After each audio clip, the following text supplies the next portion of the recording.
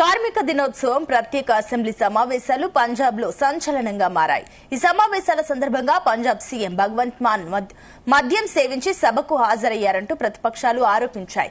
దీంతో పంజాబ్ అసెంబ్లీలో ఉద్రిక్తతలు చెలరేగాయి. ముఖ్యమంత్రి మద్యం మత్తులో అసెంబ్లీకి వచ్చారని కాంగ్రెస్ ఎమ్మెల్యే ఆరోపించడంతో వివాదం ఏర్పడింది. ఎమ్మెల్యేలందరికీ ఆల్కహాల్ మీటర్ టెస్ట్ నిర్వహించాలని ప్రతిపక్ష నాయకుడు ప్రతాప్ సింగ్ డిమాండ్ చేశారు.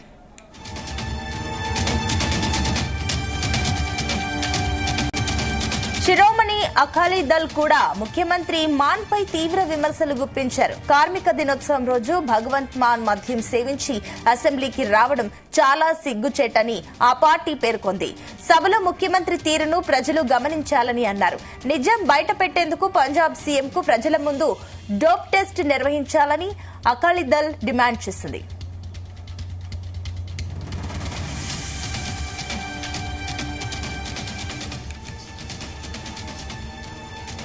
ఇటీవల ఆ పార్టీకి చెందిన రాజ్యసభ ఎంపీ రాఘవ్ చద్దాతో పాటు 7 ఎంపీలు బీజేపీలో చేరడంతో ఒక్కసారిగా ఆ పార్టీలో కలకలం చెలరేగింది. తాజాగా సీఎం భగవంత్ మాన్ పై ఇలాంటి విమర్శలు రావడంతో మరోసారి ఆ పార్టీ వివాదంలో చిక్కుకుంది. ఈ ఆరోపణలపై భగవంత్ మాన్ స్పందిస్తూ ప్రత్యేక సమావేశం కార్మిక దినోత్సవానికి అంకితమని, సభ్యులందరూ వాదనలకు దూరంగా ఉండి సభలో హుందాతనాన్ని పాటించాలని కోరారు. ఇదే అంశానికి సంబంధించి మరిన్ని డీటెయిల్స్ మా చీఫ్ న్యూస్ కోఆర్డినేటర్ రాధాకృష్ణ అందిస్తారు. రాధాకృష్ణ. Good evening Sunitha. పంజాబ్ ముఖ్యమంత్రి భగవంత్ సింగ్ మాన్ తీరు మరొకసారి తీవ్ర చర్చనీయాంశమైంది.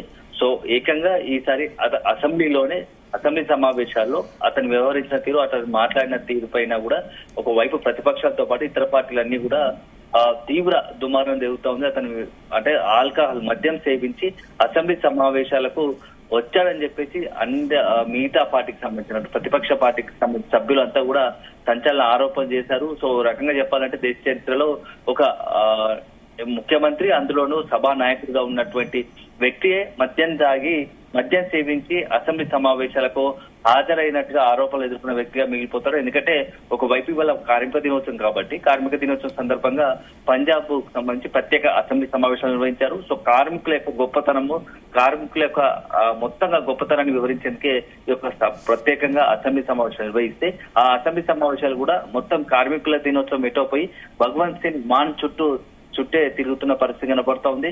మద్యం మత్తులో అసెంబ్లీకి వచ్చారని చెప్పేసి కాంగ్రెస్ ఎమ్మెల్యే ఆరోపించడంతో ఈ వివాదం మొదలైంది.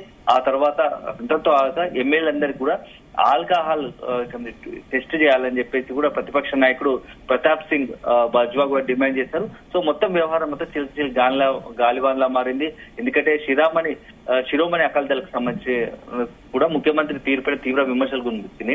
ఒకవైపు కార్మిక దినోత్సవం జరుగుతూ ఉంటే భగవంత్ మాత్రం మద్యం సేవించి అసెంబ్లీకి రావడం సిగ్గుచేటని చెప్పేసి కూడా ఆ పార్టీ పెడుతుంది. సో ఇటీవల కాలంలో ఆ పార్టీకి సంబంధించినటువంటి కీలక వ్యక్తులు కావచ్చు, మొత్తం కూడా ప్రతి సందర్భంలో మొత్తం కూడా వివాదాలకు నిలయంగా ఆ పార్టీ మారిందని చెప్పాల్సి వస్తుంది. ఎందుకంటే లిక్కర్ కేసులో ఏకంగా అక్కడ ఉన్నటువంటి ఆ పార్టీకి సంబంధించిన ముఖ్య నాయకుడు, కీలక నాయకుడు, అన్ని అధ్యక్షుడుగా ఉన్నటువంటి అరవింద్ కేజ్రీవాల్ సైతం లిక్కర్ కేసులో జైలుకు వచ్చాడు.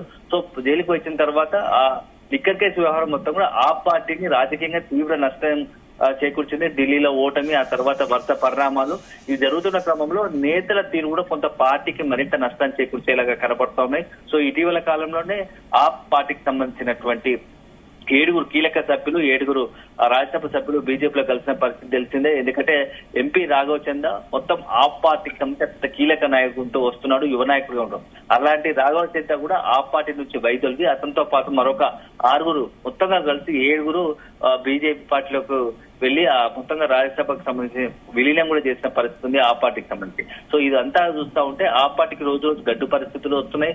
ఒకవైపు రాజకీయం గడ్డు పరిస్థితులు అయితే నేతలు కూడా దానికి మరింత కారణమవుతున్నట్టుగా తెలుస్తోంది. సో అల్టిమేట్ గా తాజాగా సీఎం భగవంత్ మాన్ పై కూడా ఇలాంటి విమర్శలు రావడంతో ఆ పార్టీ మరొకసారి పై తీవ్ర చర్చనీయాంశమై దుమారం జరుగుతోంది. సో ఈ మొత్తం ఇంత సీరియస్ ఇష్యూ జరుగుతూ ఉంటే భగవంత్ మాన్ మాత్రం స్పందిస్తూ చాలా తేలికగా ఈ వ్యవహారాన్ని కొట్టిపారేసినట్టుగా మాట్లాడారు. ప్రత్యేక సమావేశం కార్మిక దినోత్సవానికి అంకితం అని చెప్తూనే సభ్యులందరూ ఈ వాదనకు దూరంగా ఉండాలని చెప్పేసి ఉన్నతాన్ని పాటించాలని కోరడం కొత్తమేరపుగా మారింది. సో అల్టిమేట్ గా చూడాలి. సో భగవంత్ సింగ్ మాన్ పైన ప్రతిపక్షాలు చేస్తున్న విమర్శలు నిజమెంత, నిజంగానే భగవంత్ సింగ్ మాన్ అతను మద్యం సేవించి అసెంబ్లీ సమావేశాలకు హాజరయ్యారా? అసెంబ్లీ సమావేశాలు కనుక మద్యం సేవించి హాజరైతే మాత్రం అది ఒక రకంగా మొత్తం ఆ రాష్ట్రాన్ని అవమానించినట్టు. ఎందుకంటే అసెంబ్లీ సమావేశాల్లో రాష్ట్ర ప్రజా చేత ఎన్నుకోబడినటువంటి అసెంబ్లీలో ఇట్లా మద్యం సేవించి మద్యం మత్తులో ఎవరు హాజరైనా తప్పే, అందులోనూ సభానాయకుడిగా ముఖ్యమంత్రిగా రాష్ట్రాన్ని నడిపిస్తున్న నేతనే ఇట్లా మద్యం మత్తులో అసెంబ్లీకి హాజరైతే మాత్రం అది ఒక రకంగా పెద్ద ఎదురుదెబ్బ అవుతుంది భగవంత్ సింగ్ మాన్కి వ్యక్తిగతంగా, అదేవిధంగా ఆప్ పార్టీ కూడా ఒక రకంగా ఇది పెద్ద ఎదురుదెబ్బ, రాజకీయంగా నష్టం చేకూర్చే పరిస్థితి కనబడుతూ ఉంది Sunita. Right, thank you Radhakrishna.